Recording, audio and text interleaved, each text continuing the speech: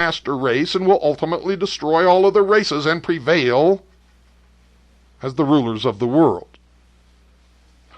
And yet they read this, they write this, and they see no contradictions, which makes most of them fools, in my estimation.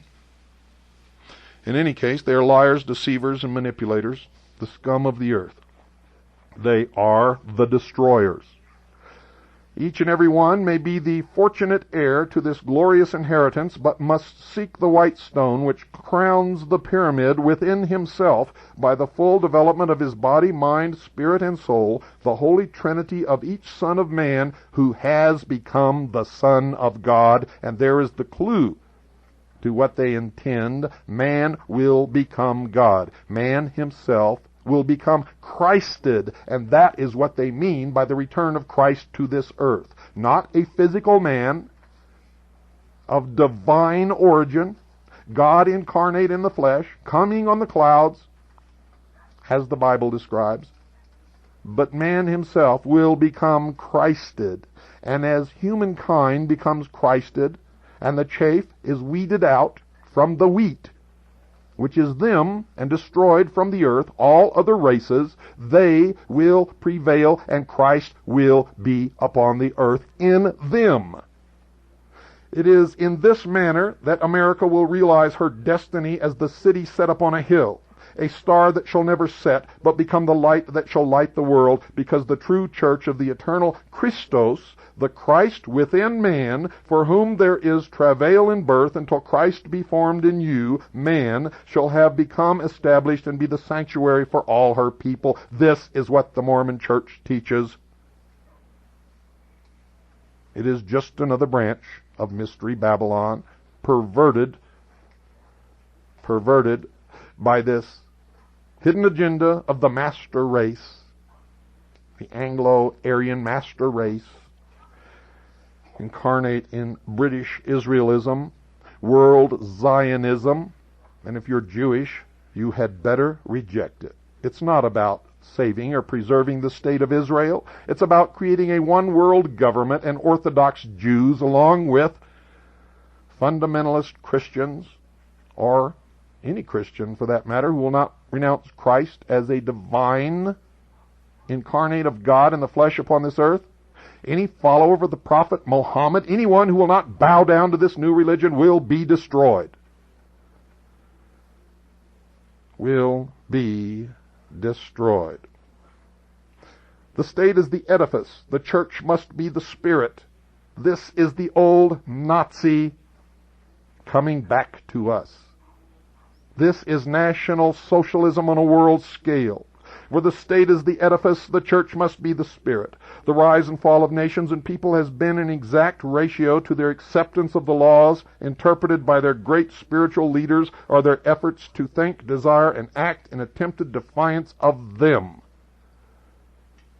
This is the combination of British Israelism. It is what brought Hitler to power. It is the same occult philosophy that Hitler worshipped of the master Aryan race. We use the term attempted for the reason that though uncountable millions have made every effort to live outside of the law, none have thus far succeeded, and all have passed into the limbo of things forgotten. This illustrates the trite, well-known old saying, the mills of the gods grind slowly, but they grind exceedingly fine. Nearly 2,000 years ago, the world as a whole had come to a sorry pass. Selfishness was rampant. God was all but forgotten. Men lived by greed and at the expense of one another. The few were the masters, spiritual and material, of the many, and only a few were able to recognize the light of God. It was a time very much like our own today, when selfishness and desire for conquest were the ruling passions. Some of you old enough may recognize the ravings of Father Coughlin. Then, as always happens in exemplification of the eternal law, there came one who was to walk upon the shores of Galilee, a just and honorable man, for they attribute no divinity to Christ. One without selfish motive, one who did not seek to establish an earthly kingdom, but instead a heavenly kingdom on earth, in which all who so desired and were willing to make the effort might enjoy the good things of earth. Do you hear that? He talked of God as none other had before him. He proclaimed God to be the Father of all creation, the supreme being of the universe, the maker of heaven and earth, and of man in his own image. This young man, this native of Galilee, the Nazarene, preached the fatherhood of God and the possibility, not the certainty, of the brotherhood of man and the immortalization of the soul of man. This master teacher manifested greater love, more wisdom, and courage than had ever before been found embodied in the body of any man. He possessed the desire to serve mankind as had none other before him. He taught the simplest, grandest, and most sublime doctrine or concept of life that ever fell from human lips. Yet despite the services he was ready and willing to render to his fellow men, and the soul-inspiring doctrine he taught, the people of his day, except for a very few, misconstrued his teachings, ridiculed his concepts, and finally crucified him. The great Galilean was wise. His wisdom and understanding were beyond the comprehension of the men of his day, because then as now, simplicity had no power to excite or incite. Only the complex wholes men enthralled. Foreseeing the things that were to come, he prepared the way so that, should his ministry and teachings be rejected, they would be preserved and passed on to a succeeding age.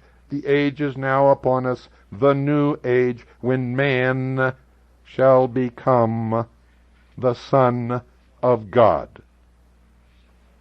Good night, and God bless you all. And may God have mercy upon your soul.